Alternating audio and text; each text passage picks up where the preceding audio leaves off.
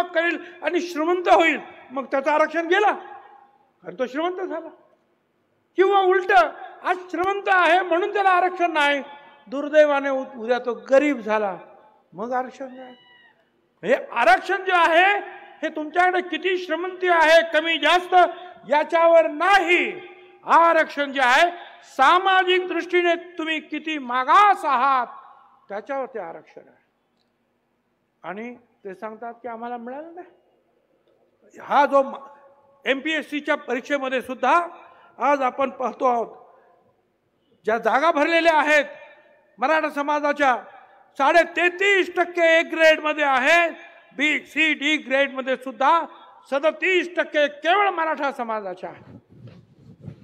IAS मध्ये सुद्धा 16% आहेत, IPS मध्ये 28% आहेत, IF इंडियन फॉरेस्ट सर्व्हिसेस मध्ये 17% आहे.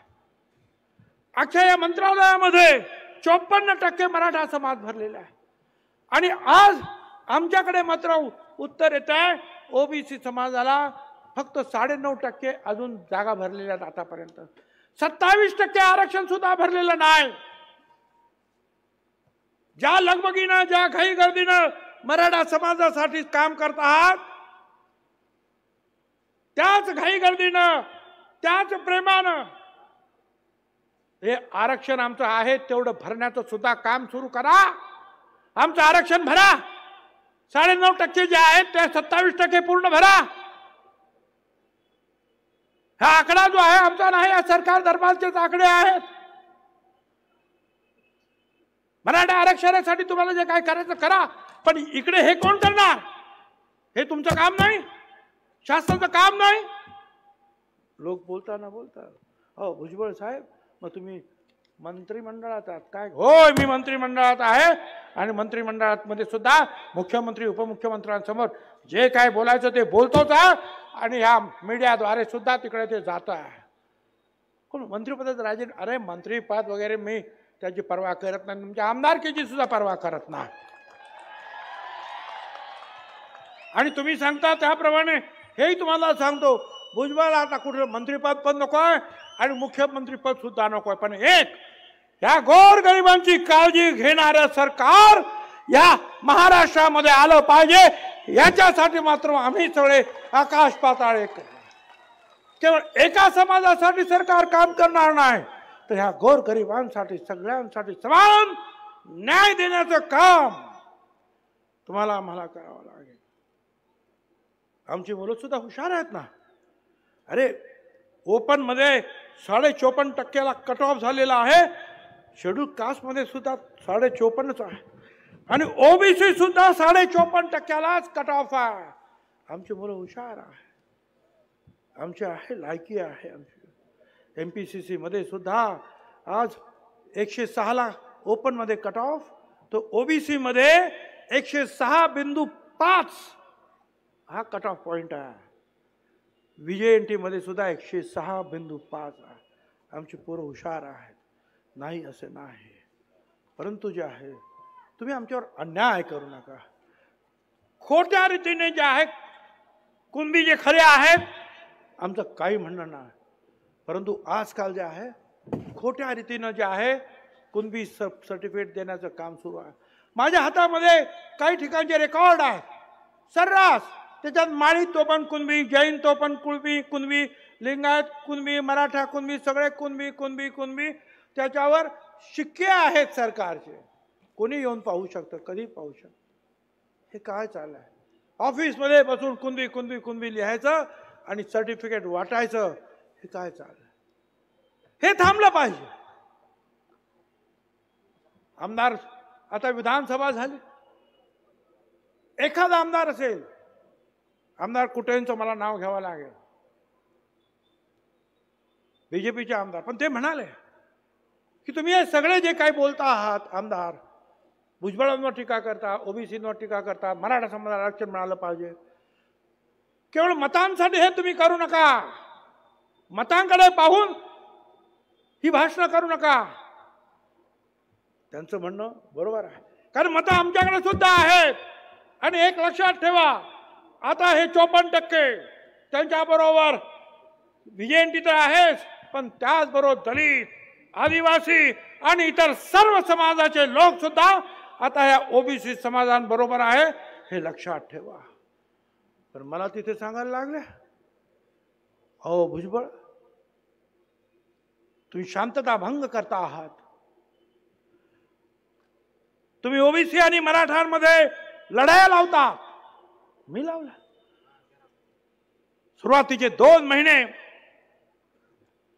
जालनावाले, मला त्यांचं नाव सुद्धा घ्यायचं नाही, शिव्या देत होते. मला सातत्याने शिव्या देत होते. मी गप्प बसलो.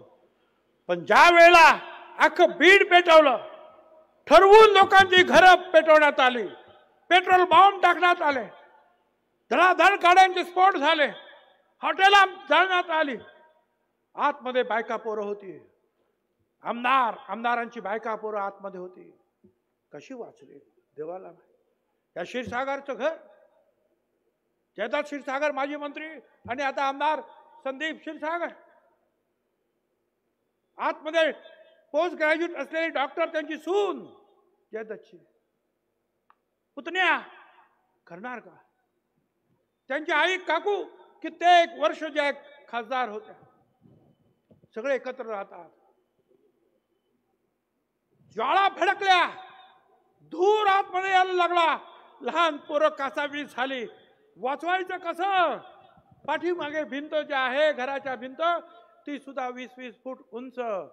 शेवटी त्या महिलांनी त्या लेकरा बाळांना पायाला धरून उंच केलं, खुर्चीवर चढले आणि पलीकडून जे आहे मुसलमान बांधव, त्यांनी त्याला वरती ओढून घेतलं आणि आपल्या घरी घेऊन गेले. छत्रपती शिवाजी महाराजांनी हे शिकवलं तुम्हाला. आपल्याच लोकांवर हल्ले करा. कल्याणच्या सुभेदाराला सुद्धा साडी चोळी देऊन सन्मानानं रवानगी करणार आमचा राजा छत्रपती शिवाजी महाराज.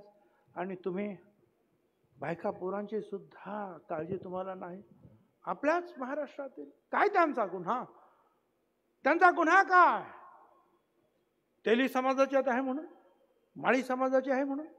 ते प्रकाश सोळंकी ते एवढंच म्हणाले होते की बा आरक्षणामुळे सगळ्यांना काही आरक्षण मिळत नाही, उद्या आरक्षण मिळालं म्हणजे सगळा मराठा समाज नोकरीला लागला, असं होत नाही. 1-2% लोकांना त्याचा फायदा होईल, एवढं ते म्हणाले. आणि हे खरंच आहे. हे खरंच आहे ना, आज सुद्धा ते खरं आहे. ते एवढंच म्हणाले. बास. त्यांच्या घरावर 300-400 लोकांचा हल्ला ठरवून पेट्रोल बॉम्ब टाकले, ऑफिस जाळली, घरात घुसले. काय. आणि जेव्हा पकडण्यात आलं या सगळ्यांना,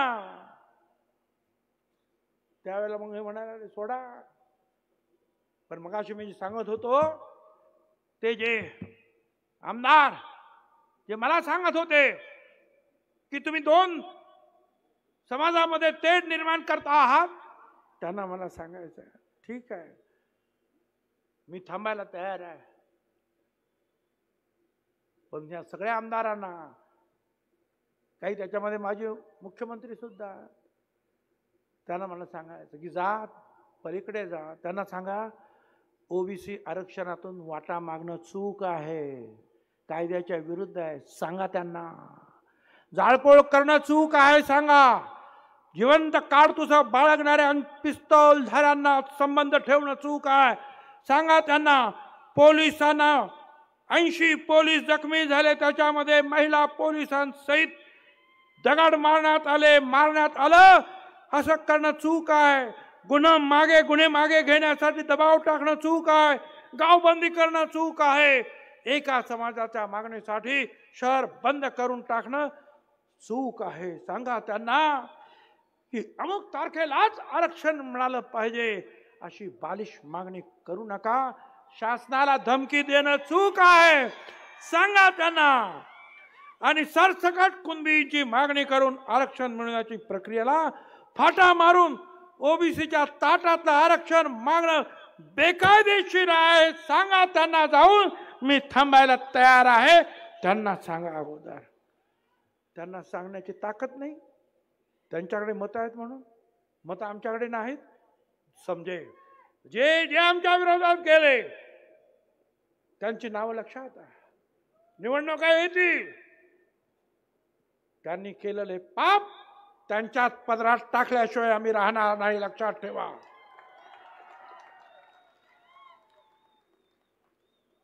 तो कोण बेदरे, त्याला अटक झाली. त्यामुळे सोडा त्याला, सोडा त्याला. अगोदर काय म्हणाले, सरकारी अधिकाऱ्यांनीच पेटवलं.